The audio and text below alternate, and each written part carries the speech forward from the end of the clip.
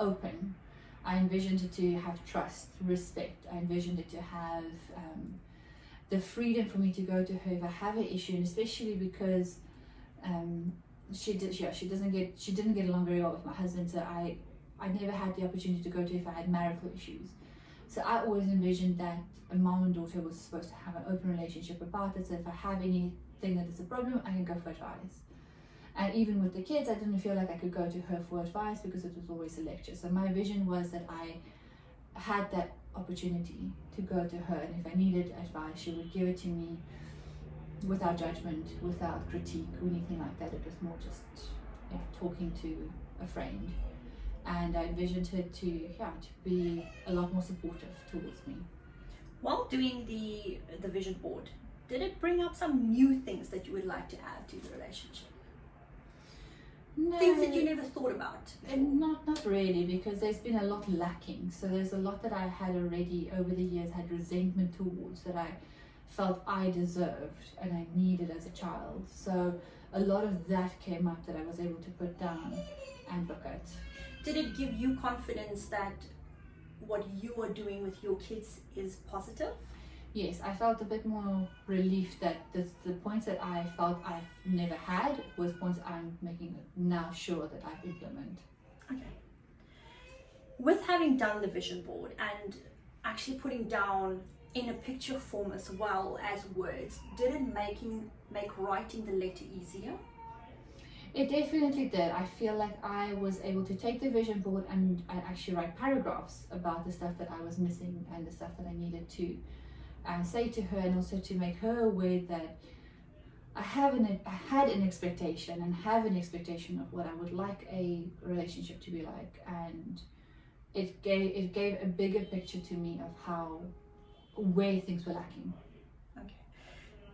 Did it make you feel more confident in yourself as a mother and as a person itself, seeing the differences between you and your mom? As we discussed previously, that even though you're going through this process, it might not change your mom's view of things. How has it changed your view on things? I wouldn't say it has made me more confident. It was very sad to go through the stuff that I feel was lacking, and especially the support section, where I felt like as a teenager I needed a lot more of that. But it has opened my eyes of what I would like my children to have as a parent. But it's also given me the opportunity to look a bit for grace, and to realize that even though my mom missed the mark on a lot of things, the vision board also created the opportunity to see where she did actually succeed as a mom, and to give her a bit of grace, because she's also just trying her best. And even though there's issues we need to work through, I did see also a picture of where she was really actually being a good mom. And that was kind of where I could take from that point and be like, okay, create the image of what I want to be like. And we've also previously discussed that no matter what your mom does, it doesn't devalue you as a person. And I know that was one of our concerns that we had, that it does make you feel like a bad mom, or that you're doing something wrong. So how has that changed how you feel now? It's changed in the way I look at myself. It's changed in the sense of, again, looking at her, that's her as a person. That vision board was created for her and the kind of mom she is. And it made me realize that I can create the person I want to be. And my perception of myself and the way that I'm dealing with things is not connected to her. And whatever her opinion is about me doesn't devalue anything that I want to do and be. And I had to make that distinction to be able to cut off the power she had over me of making me feel worthless, because in a sense she was worthless in a lot of points. Yeah, and I feel like we've come quite far with that you've found your own worth, that it's not because one person has an opinion on you, so that you kind of established your own worth as a mom and as a wife and as a partner and as just a person in itself. It definitely has. It has. It's just given me the freedom to understand that what her opinion is of me and how she thinks I should be and shouldn't have been doesn't change the value that I have as a person, and I can stand on what I've accomplished and feel proud of myself, and I don't need her to be proud of me to be able to feel proud of myself. I know that previously we also touched on some of the resentment that you felt towards her and forgiveness and how that would look for you. Do you want to just elaborate a little bit on how you feel towards that now, the resentment firstly, and then just a little bit of, have we reached a place where you can say that there is a little bit of forgiveness, or are we still working towards that? So the resentment took a while, and the letter definitely helped to work through that. I definitely had to look at, use the tools that you gave about what kind of relationship I want with her, and realize that the resentment is impacting that relationship and I need to let it go. The forgiving part was harder to do because it meant that I needed to just not dwell on it anymore, which became more of the norm when I struggled with my relationship with her. But I feel like there's definitely been some forgiveness, there's some leniency being given, and the resentment is getting less and the forgiveness is getting more. So after you did the letter with your mom, after she read it and your discussion, how did that discussion look? What happened? Like, what is, just a little bit of elaboration on that.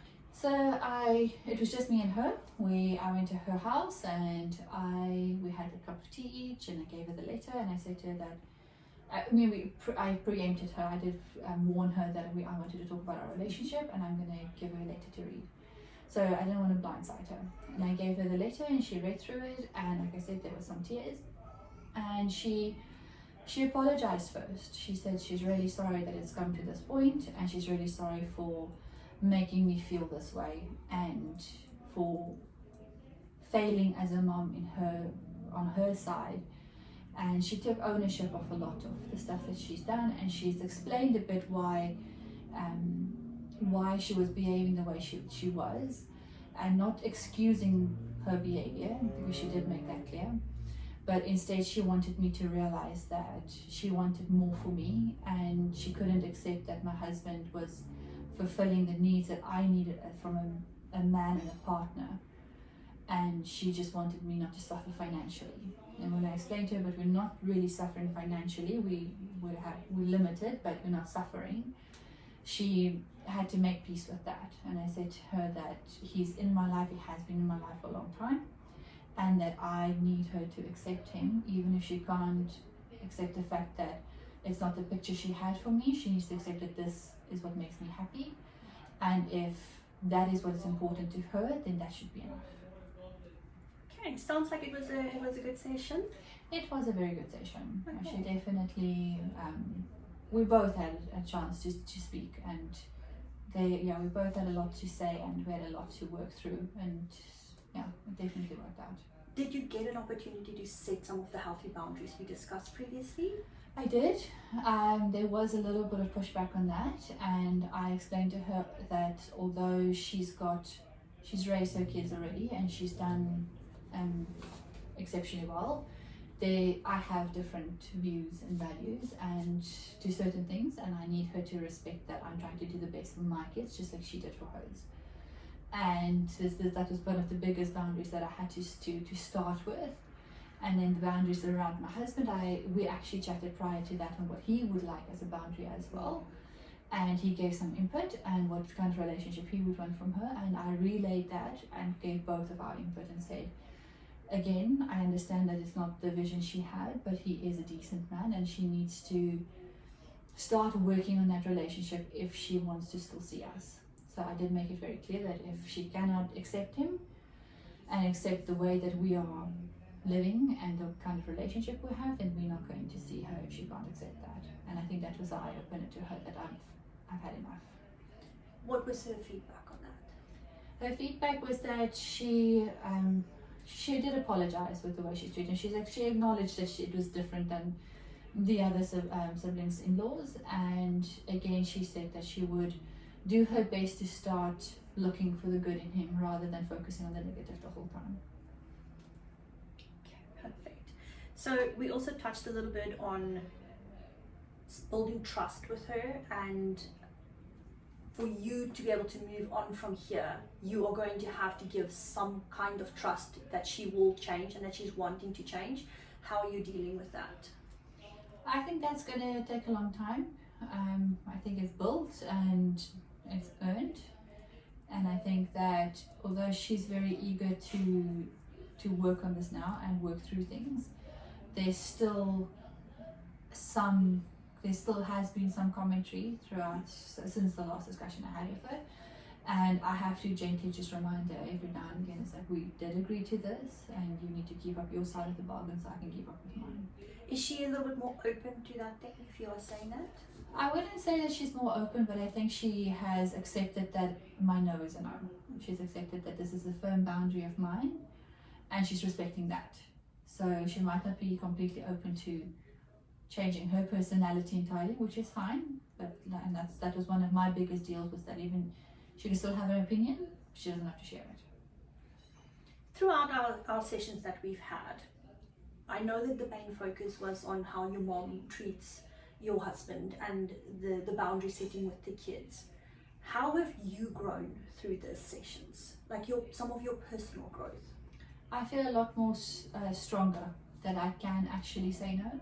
I feel more confident that I'm able to stand my ground, even though it's uncomfortable and nobody really likes conflict.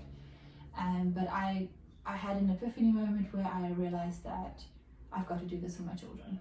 I need to stand up for them, because maybe if she stood up against her mom, she would have turned out differently. And this was my moment to change that generational issues that has been passed on. Yeah, and by doing this repeatedly, it empowers you. It Yes. gives you that power to say, I'm not going to stand for this, and this is where I draw the line. So the boundaries is something that needs to be placed, and keep working on the vision board, keep working on the boundaries, write another letter if it needs to be, keep working on it, because any relationship is a relationship that we work on a daily basis. It doesn't just change overnight. Mm-hmm. So there's still work to be done on those. So we did also do a little bit of conflict resolution strategies as well. Have you had an opportunity to implement any of that since our discussion, or was it? Mostly with my husband, because obviously in the initial stages there was still some comments being made. I mean, the discussion wasn't that long ago, so there's definitely still room for her to work on what comment she makes in front of my child, and I had to keep the peace with him and so part of the conflict resolution that I tried with him was saying something nice first and say, remember, she did agree to this, and then the bad thing, the comment in front of the child, and then I ended it off with, again, a nice thing to say, look, I did correct her right there and then, and say, we don't do this any longer, I need you to please respect that. And that helped him and I sort out the issue, because he just was getting angry about it. Okay. So we did do conflict resolution, we've done some vision boards, we did some boundaries, we did some letter writing as well. Going forward from now, seeing as this is our last session today, what is your plan? What is your plan of action going forward? I think my plan is to stick to my boundaries, to understand that I can say and implement more if I need to.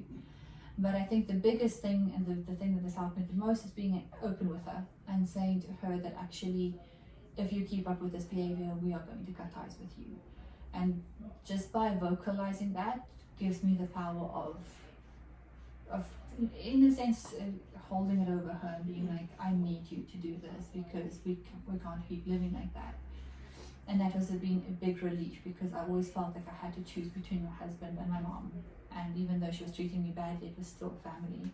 But I've now made my choice to choose my family and my husband. And that has given me a lot of relief, because ultimately he is just as important, and the kids are just as important as well. Okay, so is there anything else you would like to add or ask or discuss?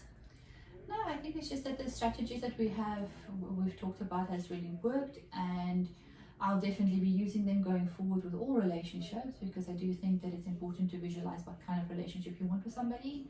The vision board was a big brain map that you can just see what you want out of that relationship, and it gave a bigger picture and a clearer picture of what it's supposed to look like, and that helped implement the boundaries. Perfect. Well, going forward, you're always welcome to contact me for anything that you might need. If you have any questions or anything like that, you're more than welcome to just pop me an email or get back in touch with me. But other than that, I hope and wish you all the luck. And like I said, just keep working on it as you go. And it's more about working a day-to-day thing, one step at a time, than trying to leap into the future. Thank you very much. Pleasure. Thank you.